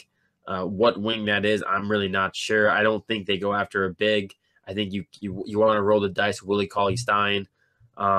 Even, Scal, I can't say, Labisaria or whatever. He showed some nice moments. That was terrible. That's what we got back here. He's going to hear and perfect all this. I'm an international for a reason. That's why you guys hired me. How about this, Jack? Whenever I go, touring overseas, you have to be my tour guide, and you have to say the name of anything I see, because there ain't no way I'm going to survive in places like he wouldn't make it back. Italy or Greece. I'm done. I got you, bro. I got you. Don't worry about that. Yeah, so basically, I think you just try and find the next guy to fit in next to your young guys. I think it's either a small forward or maybe even a power forward. Looking at team free agency, obviously Garrett Temple has a player option. Vince Carter's a free agent. Jakir Sampson and Bruno. Jack, you can help me with this name.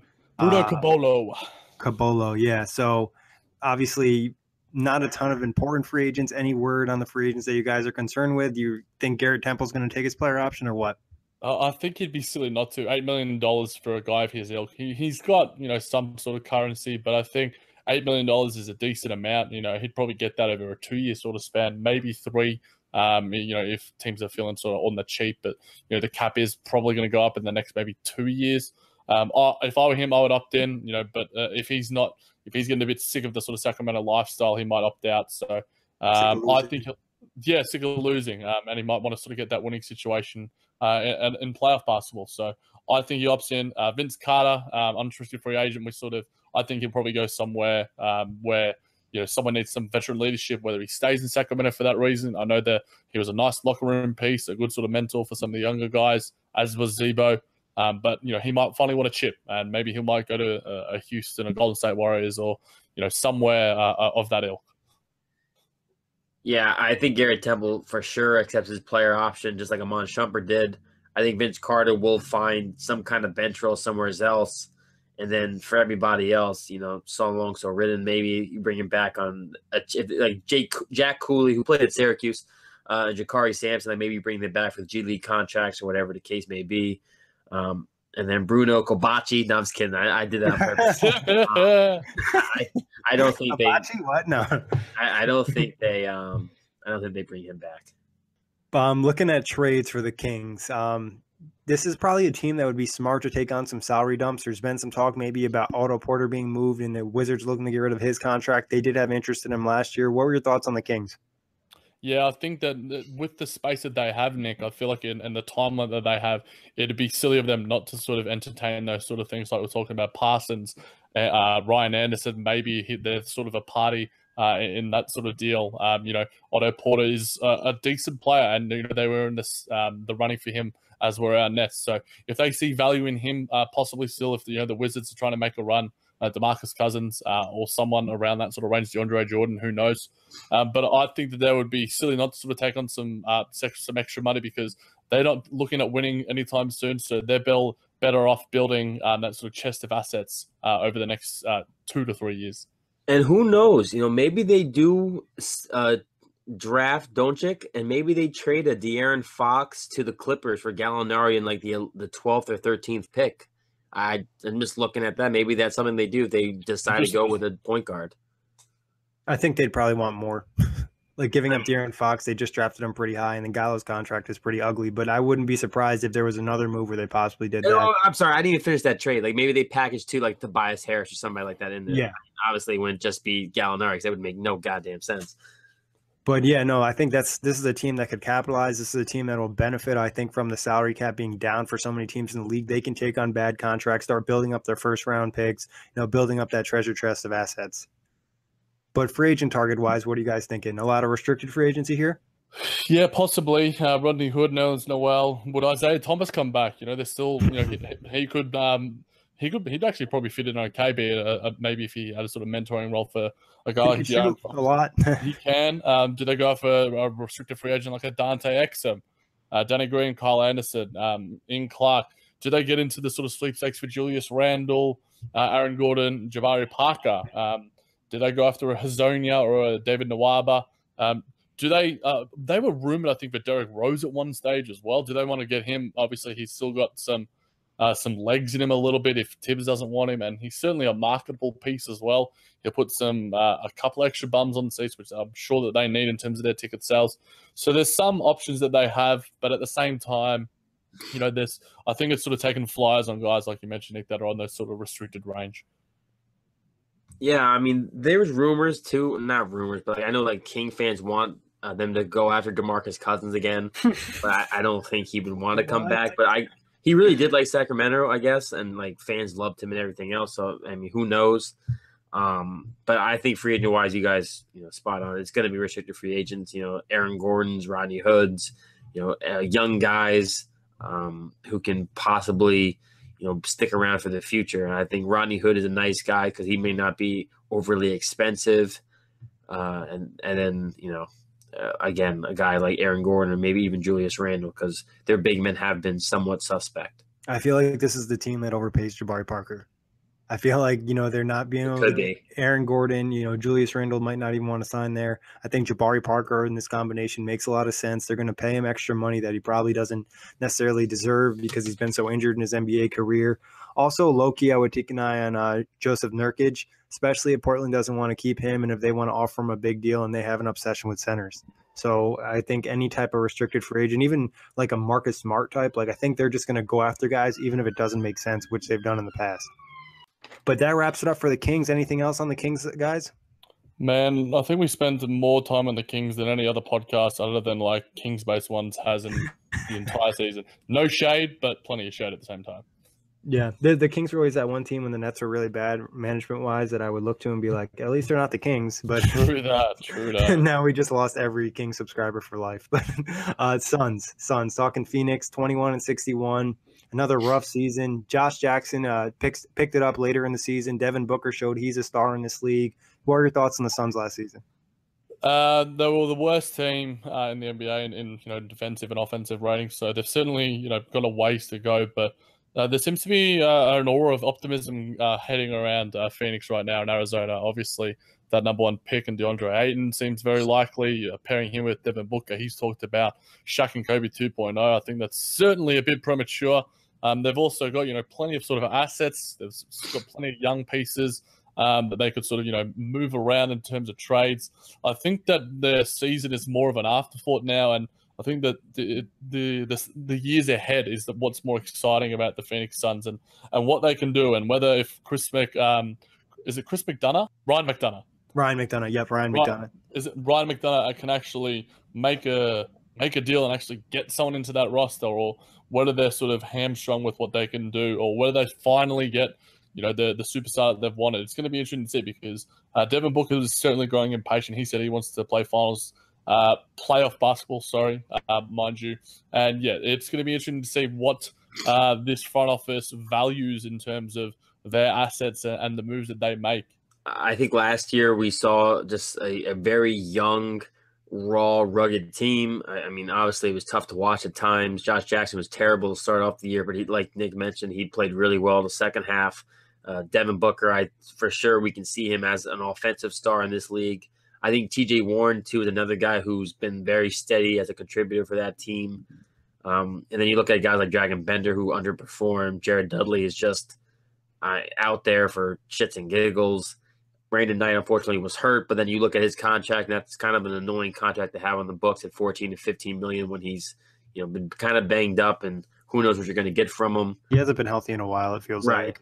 And I agree, though, Jack. This is a team where you're looking at youth and you're looking at trying to add. Obviously they missed out on Blake Griffin last year. They missed out on LaMarcus Aldridge a couple years before. This team has been trying to get in a marquee free agent. They haven't been able to. They do have the first overall pick.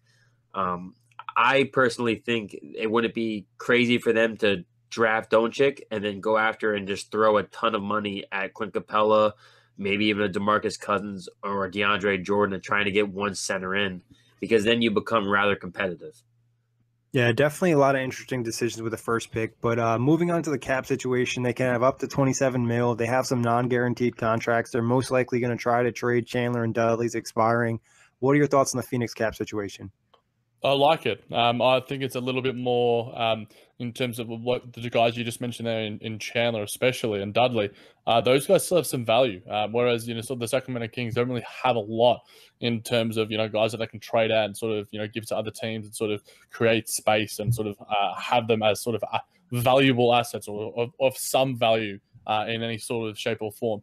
So I think that the pieces that they've got are certainly very enticing, but they have to do something with that money at the end of the day, whether they take on more money or whether they get into the sort of sweepstakes of those sort of restricted free agents, which I don't think would be a wise decision, but they've been looking forever for that superstar. I even saw a really silly, stupid article on Value of the Sun saying that they're somewhat of a chance to get LeBron James. Like every team thinks that they're a chance to get LeBron James. Like it went from like nobody believing they can get LeBron to every team in the league now having a case. Like the Denver Nuggets freaking said that they've got a chance at LeBron James. They're like, what world are we living in right now? Literally, it's like 4 or 5 teams, guys. Let's be real. But I think he's been rumored for at Phoenix before as well, like in his previous free agency in 2014 and as well as in 2010 before he went to Miami. But yeah, I think that they don't make a heap of moves, but that space that they have is a good asset to have and a good sort of a building block going forward. Yeah, I mean, anytime you have money where you can bring on contracts is perfect, especially going into free agency. So the cap wise, I think the Suns are in great shape. And then, a lot of these deals, they can be moved. I mean, Brandon Knight's a little bit high, but even still $14.6 million, that's not terribly. They do have the 16th pick from Miami. So I wouldn't be surprised if they package that pick with the Tyson Chandler or Brandon Knight just to try and get, or even a TJ Warren to try and get one of those contracts off the books to maybe go after a decently good free agent. Yeah, not in a bad spot at all for the Suns. And like you guys mentioned, their cap books look pretty good moving forward as well, so that could open up some moves for them. Team needs wise, what are you looking at? I think that Brandon Knight obviously coming back from that, I think it's an ACL injury, sort of maybe it makes this null and void, but they certainly need a decent enough point guard. They took a flyer on Elfrid Payton, that didn't necessarily work out, and there's plenty of sort of free agent targets in that sense where they go to the veteran route or they go somewhat younger. There's certainly a couple of sort of point guard free agents around the market, and they also think they need a little bit extra passing. Devin Booker improved his passing this season, but if they could get a point guard or a wing who could pass a little bit, that would certainly add value to their team hugely. Yeah, I'm looking at the point guard position, somebody who can facilitate and get the ball moving, and then a big man. Obviously, they had Greg Monroe for what was it, a couple months, and he didn't even play. Tyson Chandler, obviously just older. Bender is, just a project still. Marquise Chris is a banger, but there's no Alex Lynn. And Alex Lynn is solid, but who knows if they bring him back, which we'll talk about. But I think it's either a center or a big man, or both, or center or a big man, a center or a point guard. Those are the two positions that they seriously lack. Yeah, for me, I think, point guard is definitely a huge need, and I think they just need better players. Devin Booker, like Jack mentions, already complained he wants to start competing for the playoffs. He doesn't want to waste his career. Obviously, he's still very young, but I think they need to make upgrades on the roster. Team free agency-wise, you kind of hinted at it, Kory. Alex Len, unrestricted free agent. Alfred Payton, restricted free agent. What are your thoughts on those two? Yeah, it'd be interesting to see. I think Len, being an unrestricted free agent, I think he's unlikely to be kicking around, especially if DeAndre Ayton is drafted, as we all think, and as is very, very likely. Alfred Payton, I think that they probably go down a different route in terms of a different point guard. Like if they're going for a sort of defensive-minded point guard, I think that it'd probably be wiser to go down a Dante Exum sort of route. And if they want to get more expensive, maybe even Marcus Smart. They've got that space like we mentioned. But yeah, I don't see either of these guys hanging around much longer, especially with the amount of bigs that they have, and especially if you're building around DeAndre Ayton, who is projected to be a bona fide superstar. Yeah, I think Alex Len is gonna get a little bit too much money, and they're gonna want to just go towards Ayton in the future. I think, and I agree with you on the point guard position too. I think Alfred Payton, you're not going to bring him back. You tried it out. I think he even cut his hair, but it's too late. You waited too long. I just don't think he gives enough. Obviously we've seen him have a couple triple doubles. He does play solid defense, but I don't know. His offensive game is just his IQ and offensive game to me. It's just something that's going to limit him, and I just don't think the Suns are going to want to bet on him long term. He looks like more of a bench player moving forward. There's even been some talk about the Suns trying to, use their first pick and then trade back up into the lottery and make another pick for possibly a point guard. But talking trades, what do you think the Suns are going to be doing trade-wise? I think, like you mentioned earlier, Nick, Tyson Chandler, Jared Dudley, these sort of guys to get some sort of assets. Do they try and get some, bona fide sort of stars, some decent players? I don't think that they're going to be in the market for a superstar, being the fact that Phoenix isn't a free agent destination, but they could certainly do some salary dump moves for some picks and for some assets.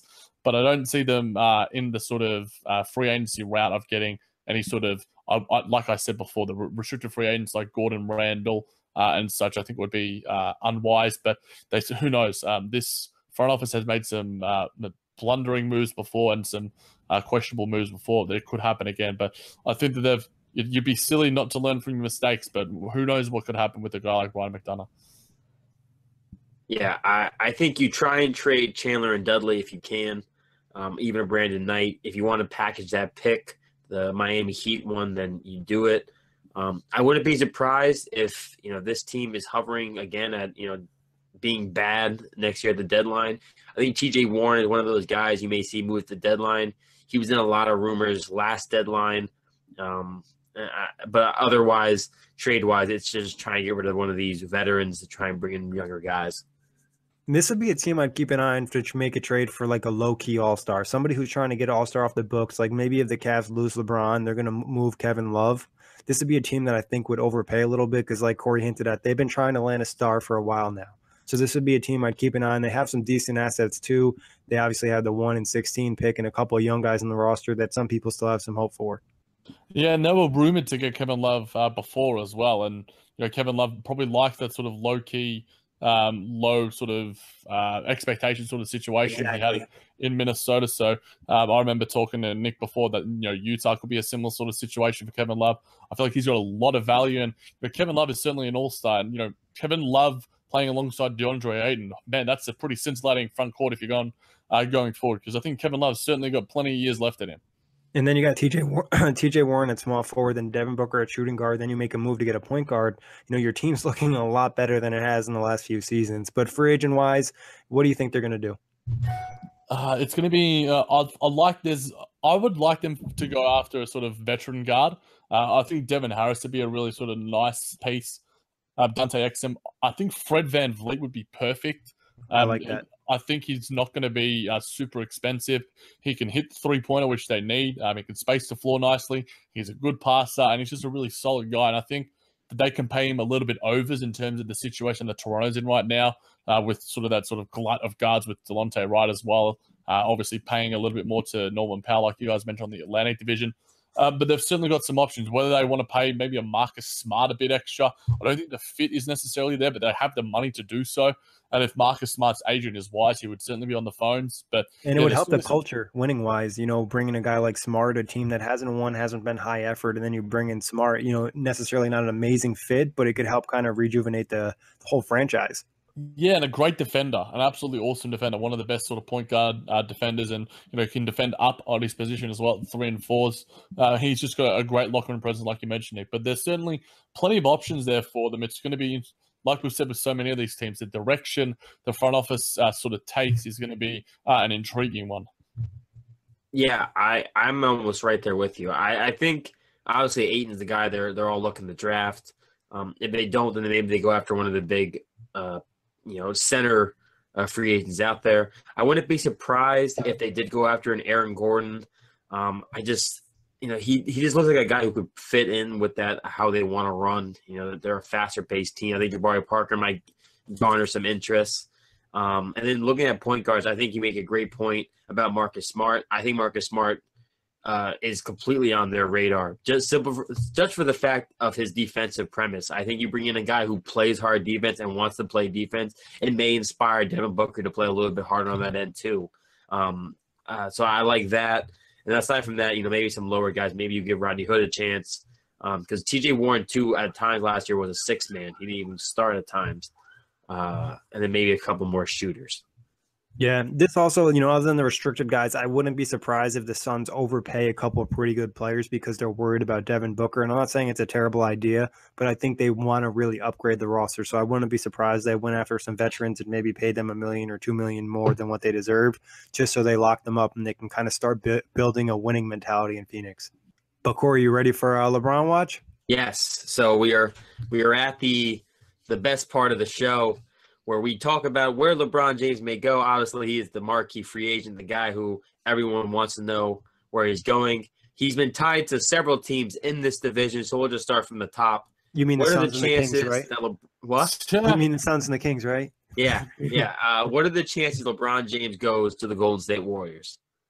Can you believe the fact that he was actually brought up that he might take a meeting with them, and like Kevin Durant was asked if Draymond Green's then like negative 100%, like they would have to trade Draymond Green to get LeBron James. But they're actually cool though. Look, plenty of things have happened in this NBA. I'm not ruling anything out, but I think that anything can happen other than the Kings and the Suns. So I'm going to give it 1%. I'll give it -1 because I feel like it would hurt my enjoyment of the NBA, my love for basketball, and overall, like if LeBron signed with the Warriors, it would like hurt my soul. Like, and I'm not like obsessed with LeBron or anything, but the fact he would go there would just be like horrendous. I really don't think there's any chance of it happening. I would be surprised if he even took a meeting with the Warriors. Like in my brain, it just doesn't make much sense at all. I'll go 0-100%. 0-100%. What? -100%. Holy crap! I don't think there's any chance. I'm just gonna try and get past that blunder. I don't think LeBron James would ever go to, quote unquote, the arch rivals of his. I just think it's blasphemy to think that he would want to play on that team. I'm with you, Nick. I don't know how much basketball I would watch if a team was, Curry, LeBron, Durant, Thompson. Like, get the hell out of here. I have no interest in watching that. Oh, yeah, I'm still going. So next up, the Los Angeles Clippers. What's your guys' percentage on them? I think there's a chance. I mean, Jerry West has garnered the respect, like I mentioned before. I'll give it another 1.2%. Ooh, 0.2 plus. No, get the decimals. Get the decimals. Well, Jack, you heard for the Nets, I gave him like a 0.0001 chance, but give it something, Mike. Give it something. I think for the Clippers, I'll give them 3%. Like, I low key think we mentioned Jerry West a little bit, and I think LA still has some pop, and like maybe dealing with LeVar is kind of annoying with the Lakers. I think it's like the slightest bit of possibility, but it's more than a lot of teams in the league. So I'll say 5% chance. And the only reason I'll say 5% chance is because they do have the ability to possibly move some piece in somebody and bring in one of his buddies, like a Chris Paul maybe reunion. I don't think that's plausible. I don't think that's going to happen. But they have the chance to probably bring somebody else with LeBron if they try to make the right moves. So then next up is, of course, the same Staples Center team, the Los Angeles Lakers. This is obviously a team that's highly rumored. Some people say it's the favorite, the top choice right now for LeBron James. Some people say it's a guarantee. Yeah, some people do think it's a guarantee. If you don't go on Twitter or watch the news for a day and you go on, you may see a LeBron James in a Lakers jersey and think it already happened. So what do you guys think on the LeBron to the Lakers? I'll go 40%. LeVar Ball says apparently he's not going to learn nothing. His son's not going to learn nothing from him, which I think means by double negative, he will learn something from LeBron James if he goes there. LeVar Ball's words mean nothing. Like, it's just gibberish. It's like Colin Cowherd or Skip Bayless. It's just like words in the air that just have no meaning. I'm giving it 40%. I think for me that they're one of the number one teams. Obviously, the lifestyle factor, the team fit, their sort of salary cap situation. They're obviously one of the favorites, and it's fun to see. As much as the Lakers are a hated team, it's always a more fun league to see the Lakers thriving. It's tough. It seems more believable now than it didn't before because the Lakers had a somewhat successful season. Then it looks like the Paul George and LeBron going there, and the fact that LeBron's definitely probably going to leave Cleveland unless they can finagle something or make him kind of excited to come back. I'm going to go with 33%. I think that's the same chance I gave the Sixers as well. So I think they're probably pretty even on this, in the chance that the pro he has is I think his family would like to move to LA, and I think it was Bron Jr. who already committed to playing basketball in LA. Yeah, I'm gonna say 35%. I think the Bronny signing in LA thing or committing was something that kind of raised and moved the needle, and I was kind of like, well, that's the first family move in LA happening. And obviously, I think his wife also wants to live in LA. She's had desires about it, so I think it's definitely in the possibilities. But again, it's. He said he's going to be weighing family and winning or whatever he said during that one press conference after the finals. So if it's about family, I think LA is really in play. If it's about winning, I don't think LA is as much in play. Depending on what he can do with his friends, with Paul George, or Chris Paul going there with him. If he has something up his sleeve where they're already like, all right, you guys are going to trade this player, and then we're all going to reunite here, and then we're going to sign these complementary players, and then we're going to be a chance to compete with Golden State. Like, I think LeBron has to be pretty confident, like you said, Kory. If it's about winning, he has to be pretty confident about who he can bring with him to the Lakers. 100%. Can we all agree that the Kings and Suns have zero chance? 0%. Zero. All right, because we don't even need to. I know there's somebody out there right now. Well, I got LeBron in my GM mode in 2K. 5-year max deal with the Kings. Well, guess what? This ain't 2K. All right, guys, that wraps it up for the Pacific Division offseason preview. Kory, Jack, thank you guys for hopping on. As always, thank you everybody for listening. You can check out all the previews on iTunes, Blog Talk Radio, OTGBasketball.com, Google Play, and Dash Radio. And if you're looking for any more pods, check out the OTG Podcast Network. Kory has Full Access Hoops, Jack has JBD and Brooklyn Buzz. So check them out, guys.